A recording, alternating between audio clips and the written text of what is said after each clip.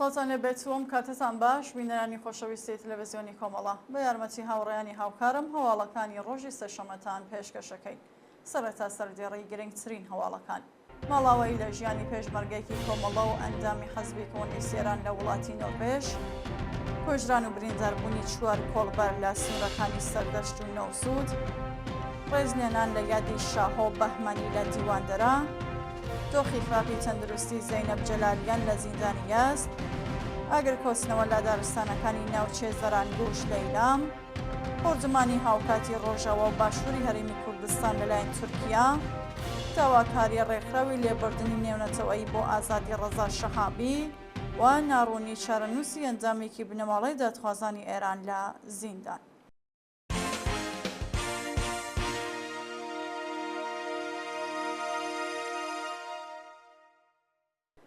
درێژە هەواڵەکان ماڵاوایی لە ژیانی پێشمەرگێکی دێرینی کۆمەڵە لە وڵاتی نۆروێژ بەپێ هەواڵی گەیشتوو ڕۆژی دووشەممە 25 پوشبەر کاگ ڕەحیم مەلەکی پێشمەرگەی دێرینی کۆمەڵە و ئەندامی کۆمیتەی زەرەوەی وڵاتی حەزبی کۆمۆنیست ئێران لە وڵاتی نۆروێژ بەهۆی جەڵتێ دڵەوە ماڵاوایی لە ژیان کرد.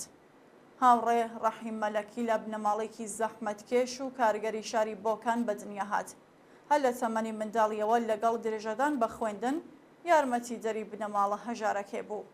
لەگەڵ شۆڕشی ساڵی 57 هەساوی لە ناڕزایەتیەکان بەشداری کردو بە جەمعیەتی پشتیوانی لە خەباتی گەل کە ڕێکخراوێکی جەماوەری بە بیر و هەزری چەپ بوو پەیوەست بوو. پاش هێرشی وەحشیانەی کۆماری ئیسلامی بۆ سەر کوردستان بوو بە پێشمەرگەی کۆمەڵە و لە ساڵی 62 هەساوی بریندار و دەستی چەپی توانەکانی لەدەستا. سەرەڕای سەختی خۆناغەکانی خەبات هاوڕێ ڕەحیم کار و چالاکیەکانی بەباشی بەڕێوە دەبرد و کەسایەتیەکی خۆشناوی ناوڕێزەکانی کۆمەڵە و حەزب بوو. ساڵی 1990 میلادی چووە وڵاتی نۆروێژ و لەوێژ وەکو کادرێکی لێهاتووی حەزبی کۆمۆنیست درێژێ بە کار و چالاکیەکانیدا. لەلایەن کۆمەڵە و حەزبی کۆمۆنیست ئێرانەوە سەرخۆشی خۆمان هاراستێ بنەماڵەی هاوڕێ ڕەحیم مەلەکی دۆستان و هاوسەنگەرانی دەکەین و خۆمان بە شەریکی خەمیان دەزانین. یادی عزیزی بەرز و بەڕێز بێت. کوژران و برینداربوونی چوار کۆڵبەر لە سنوورەکانی سەردەشت و نەوسود ڕۆژانی دووشەممە و سێشەممە 25 و 26 پوشبەر کۆڵبەرێک بە ناوی کیان زەینی تەمەن 19 ساڵ بە تەقەی هێزەکانی ڕەژیم لە سنووری سەردەشت گیانی لەدەستا و سێ کۆڵبەر بەناوەکانی ئەحمەد مەلائی کەیوان قادری و پەیمان قادری لە سنوورەکانی نەوسود و سەردەشت بریندار بوون. بەپێ راپۆرتی کۆڵبەر نیوز ڕۆژی ڕابردوو کۆمەڵێک کۆڵبەر لە سنووری نەوسود کەوتونەتە بۆ سێ هێزەکانی ڕەژیم و ڕاستەوخۆ تەقەیان لێکراوە. لە ئەنجامیەوە هێرشەدا کۆڵبەرێکی خەڵکی سەلاسی باوەجانی بە ناوی ئەحمەد مەلای بە سەختی بریندار و بۆ ناوەندە دەرمانیەکانی پاوە گوازراوەتەوە. لە لایەکی دیکەوە بەیانی سێشەممە هێزە سنوورەکانی ڕەژیم لە قەندیل ڕاستەوخۆ تەقەیان لە کۆڵبەران کردووە و لە ئەنجامیەوە هێرشەدا کۆڵبەرێکی تەمەن 19 ساڵ بە ناوی کیان زەینی گیانە لەدەستاوە و دوو کۆڵبەر بەناوەکانی کەیوان و پەیمان قادری بە سەختی بریندار و ڕەوانەی ناوەندە دەرمانیەکان کراون. ڕێزلێنان لە یادی شاهۆ بەهمەنی لە دیواندەرە ڕۆژی دووشەممە 25 پوشبەر نەماڵەی داخوازی شاهۆ بەهمەنی لە گیانبەختکردوانی شۆڕشی ژینا لە شاری دیواندەرە لەسەر مەزاری ئەو هەمیشە زیندووە کۆبوونەوە و ڕێزیان لە بیرەوەریەکانی گرت. ڕۆژی ڕابردوو هاوکار لەگەڵ ساڕۆژی لە جایەکبوونی شاهۆ بەهمەنی نەماڵێ ئەو نەمرە و ژمارێک لە خەڵکی ئازادیخوازی دیواندەرە لەسەر مەزاری کۆبوونەوە و وێ ڕای ڕێزگرتن لە فیداکاریەکانی پەیمانیان لەگەڵ ئاواسەکانی نوێ کردەوە. لە هەواڵێکی دیکەدا بە کرێگیراوانی کۆماری ئیسلامی بەردی سەر مەزاری زەکەریا خەیاڵ گیانبەختکردووی ڕێگەی ئازادی لە پیران شاریان بۆ جاری دووهەم شکاند و ئەو کردەوە قێزەوەنا نیگەرانی بنەماڵی ئەو گیانبەختکردووەی لێکۆچوتەوە. دۆخی خراپی تەندروستی زەینەب جەلالیان لە زیندانی یەست زەینەب جەلالیان بەندکراوی سیاسی مەحکوم بە زیندانی هەچاهەچایی کە 17 ساڵی بەندکرانی لە زیندانی یەست تێپەڕ دەکات ڕۆژی دووشەممە 25 پوشبەر بەهۆی تێکچوونی باری تەندروستی ڕەوانەی دەرمانگای زیندان کرا. ماوەی چەند هەفتەیەکە لای ڕاستی سنگی زەینەب جەلالیان تووشی ئازاری سەخت بووە، بەڵام بەرپرسانی زیندانی یەس ڕێگەیان لە گواستنەوەی ئەو بەندکراوە بۆ نەخۆشخانەی دەرەوەی زیندان گرتووە. زەینەب جەلالیان لە ماوەی 17 ساڵ بەندکرانیدا تەنانەت یەک ڕۆژ مەرەخەسی نەچووە و بەهۆی بارودۆخی خراپی زیندان تووشی نەخۆشیەکانی میعدە و دڵ بووە و وینای چاوەکانی بەهۆی نەخۆشی نینۆکی چاو تووشی کێشە بووە. پێشتر ناوەنجامیەتیەکان بە زەینەبیان ڕاگەیاندبوو کە ئەگەر داوای لێبوردن کات ئازاد دەکرێت، بەڵام ئەو بەندکراوە سیاسیە قبوڵی نەکردووە و ئێستا لە مافە سەرەتاییەکانی بێبەش کراوە.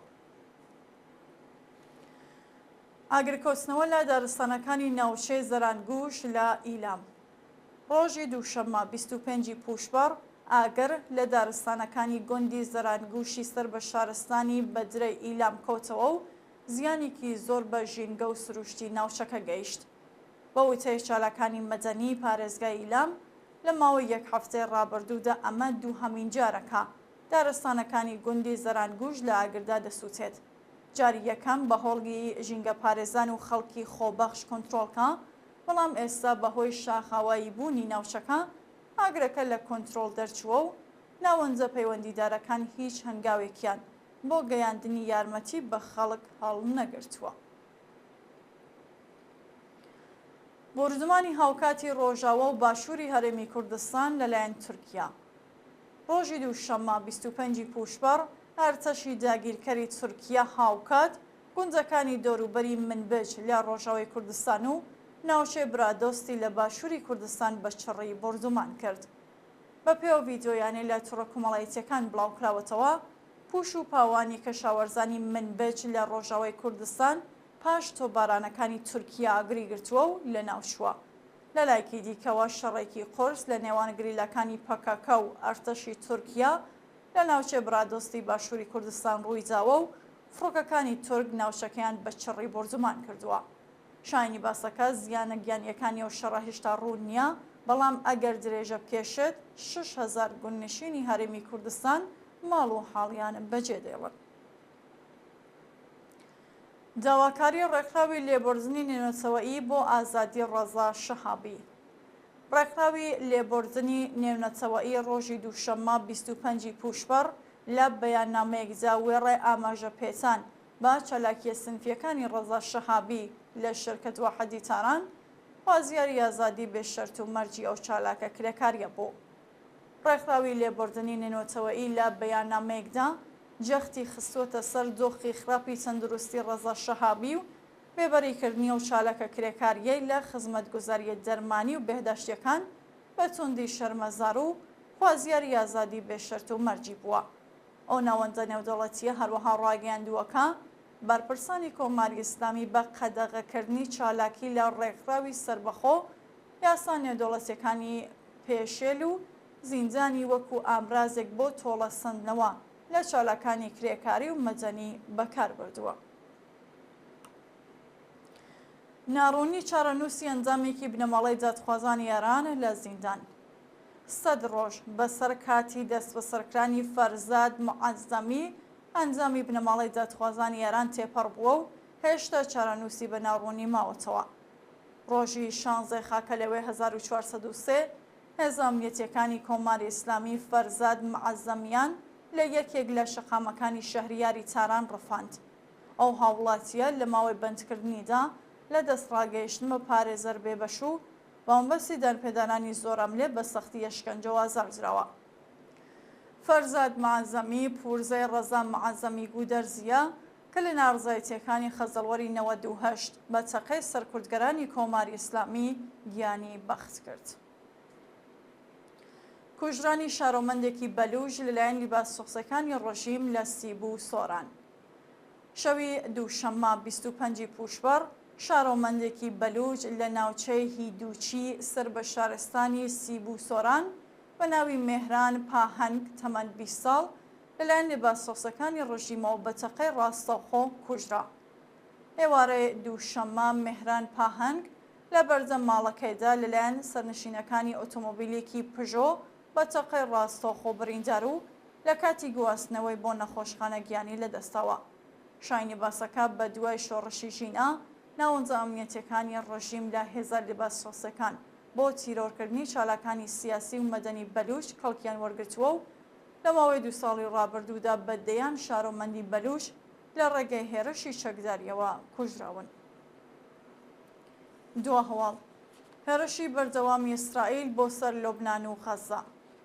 لە ماوەی 24 کاتژمێری ڕابردوودا دەیان فەلەستینی و چەند ئەندامی حەزبۆڵای لۆبنان لە هێرشەکانی ئیسرائیل بۆ سەر غەزە و باشووری لۆبنان کوژراون و بریندار بوون.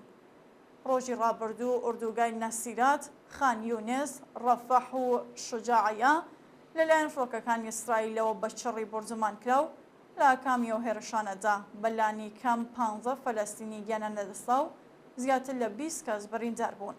لەلایەکی دیکەوە بەرپرسی داراییە ماڵەکانی حەزبۆڵای لۆبنان بە ناوی بەرعا قاترجی و سەرنشینی ئۆتۆمۆبیلەکەی لە هێرشی پەهبادی ئیسرائیلدا کوژراون. لە ناوچەی بند جۆبەیلی باشووری وڵاتەش 3 کەسی دیکە کراونەتە ئامانج کە یەکێکیان ئەندامی حەزبۆڵای لۆبنان بووە. بینەرانی خۆشەویست هەواڵەکانتان پێشکەشکە هەر شاد و ئاسوودە.